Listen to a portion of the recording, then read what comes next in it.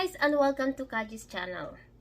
For many bookkeepers, taking multiple clients is not an easy job. So, syempre, we're going to balance multiple clients' accounts, then monitor yung kanilang finances, and then organize yung kanilang mga files. So, hindi siya madaling task. But don't you worry kasi sa video na to, i-share ni Kajea sa inyo kung paano ko ba na-handle yung multiple clients. So, kung interested ka sa topic na yan, please keep on watching until the end. Do not skip para wala kang ma-miss na tips and tricks na i-share ko throughout the video. So, without further ado, let's get started!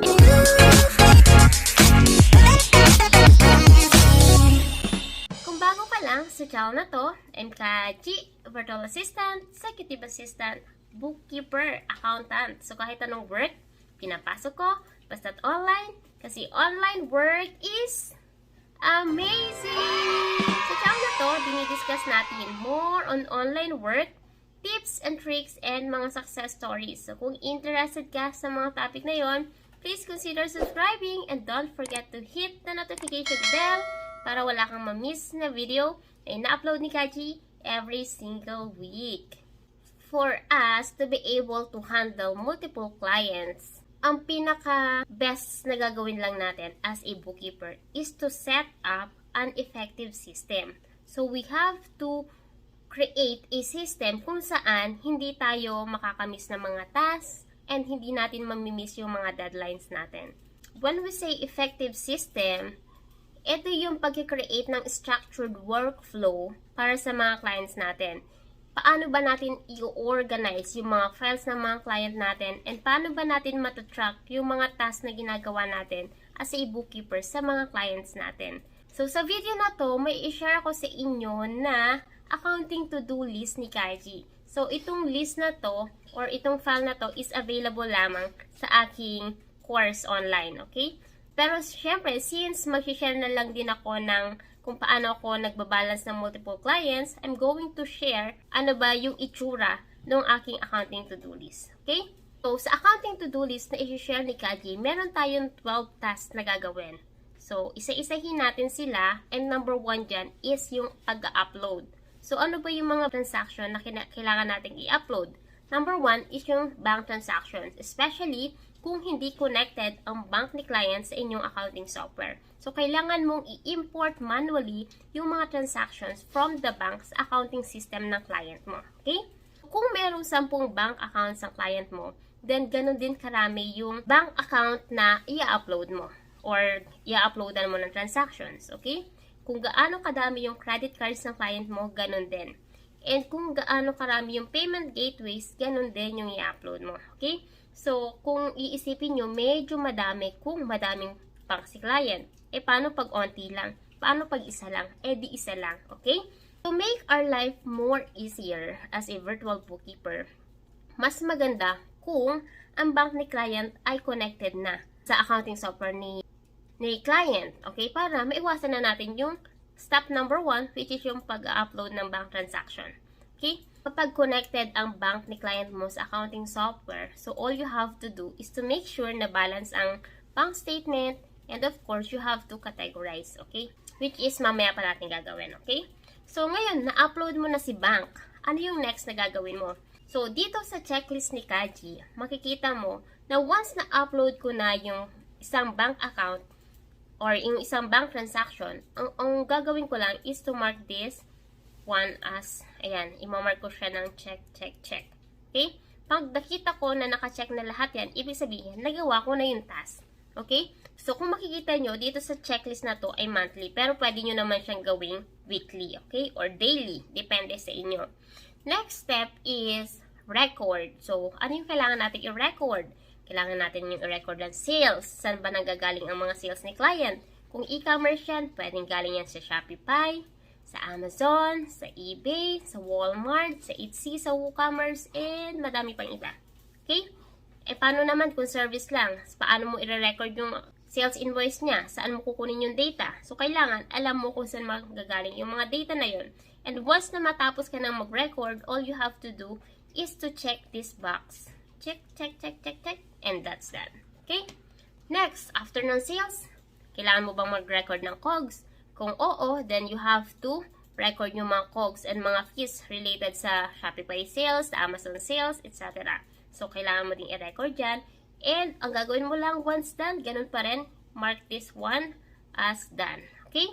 And then, aside from COGS, meron din syempre tayong mga expenses. So, ano ba yung mga common expenses na madalas makikita? May rent ba? May payment ba ng salaries? May payment ba ng loan? May payment ba ng mga subscription para sa mga software? Payment sa utilities? Lahat yan, kailangan i-record mo. Okay? And then, once done, mark mo lang din siya ng check. Okay? So, after mo mag-upload, mag-record, now, you have to categorize yung mga bank transaction. So, since naka-record na tayo ng sales, ng bills, kailangan naman natin i-record yung mga transaction sa bank. Kailangan ba natin siyang i-match sa bills or sa invoices? Or wala naman siyang supporting documents like bank fees and kailangan mo na lang siyang i-record directly sa bank. Okay? Once done, ganun lang din. Check, check, check, check para wala kang nakakalimutan. Okay? So, kung gaano karaming bank ng client mo, ganun din ang ilalagay mo. Okay? Once na mag-categorize ka na, the next thing that you need to do is to record. Ano yung i-record mo? Loan payment and interest, mga rental expenses katulad ng sinabi ko kanina, and other adjustment na kailangan mo igawin sa account ng client mo. Okay? Once na tapos ka na mag-record, for sure, may mga transaction dyan na matitira kasi hindi mo alam kung paano siya i-identify. So ngayon, you have to create a query sheet sa client mo and lagay mo lahat dyan ng questions mo and lahat na kailangan mong documents. Once na mag-send ka na ng queries, all you have to do is mark this one as done. Okay? And then, next, okay. Siyempre, kapag nag-send ka ng query sheet, kailangan mag-request ka din ng mga monthly bank statement. Now, hindi mo pa na-access kasi kailangan mo yun for reconciliation purposes. Okay? Pag na-send mo na yung queries and list ng mga bank statement na hinihingi mo, ang gagawin mo naman, siyempre, magre-reply si client. All you have to do now is to process yung query sheet. And then, based dun sa answer nyo sa query sheet, you have to answer na or you have to record na ulit yung mga transactions sa bank. Okay? And then, kapag tapos na, mark this one as complete. Okay. So, ngayon, natapos mo nang mag-record ng lahat. Anong kailangan mong gawin? Kailangan mong mag-reconcile ng mga balance sheet accounts. Except yung credit card and yung cash. Kasi, na-reconcile mo na yan during number 1 pa lang kasi once na mag-upload ka, you have to make sure na balance yung ina-upload mo transactions, okay? So, ito, makikita nyo, ano yung mga kailangan nating i-reconcile. Kailangan natin i-reconcile yung mga clearing accounts. Kung may clearing accounts sa balance sheet ng client mo. Kung may AP, may AR, especially kung accrual basis yung books ng client mo or yung accounting method na ginamit mo para sa client mo. Mga prepaid expenses, mga accruals mo nga, mga inventory valuation mo, and kung may mga tax and VAT payable ba. Okay?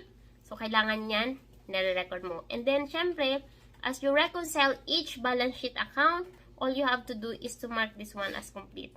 Para alam mo na, okay, nagawa ko na yan. So, alam mo na, wala ka nakaligtaan. Okay? Once you have done the reconciliation, now, this is for QuickBooks, okay? Kapag QuickBooks, meron specific reconciliation process doon na kailangan mong gawin to make sure na yung bank balance mo ay nagmamatch sa bank balance ng QuickBooks. So, you have to do the reconciliation for each bank account and credit cards, okay? And then, after the reconciliation, you have to mark this as done. And then, syempre, tapos na. Tapos na ba tayo? Syempre, ang gagawin mo lang is, before you submit the report to your clients, you have to make sure na na-review mo siya thrice. Okay? So, you have to review the balance sheet and pwede mo siyang i-compare sa prior months.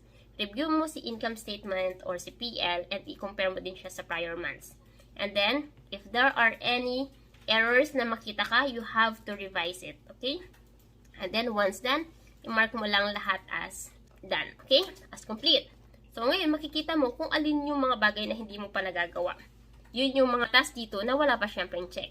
And ngayon, kapag na-follow mo itong accounting to-do list mo, then syempre, meron ka ng smooth na workflow, wala kang makakalimutan, all you have to do is to make sure na yung accounting to-do list mo ay kompleto. Kasi kung may nakalimutan kang task na ilagay dyan, of course, may makakalimutan ka. Pero kung kompleto yung task na ilalagay mo dito, for sure, wala kang makakalimutan. As long as chine-check mo bawat task na ginagawa mo. Sana helpful itong ating accounting to-do list na share ko sa inyo. If you have any questions about this accounting to-do list, just let me know sa comment section and I'll try to answer that. So, a reminder lang, itong file na to is available only sa aking mga mentees. So, but you can create your own kasi nakita nyo na naman kung paano ko siya ginawa. Okay? And yes, I think that's all for this video and I'll see you on my next video. Bye!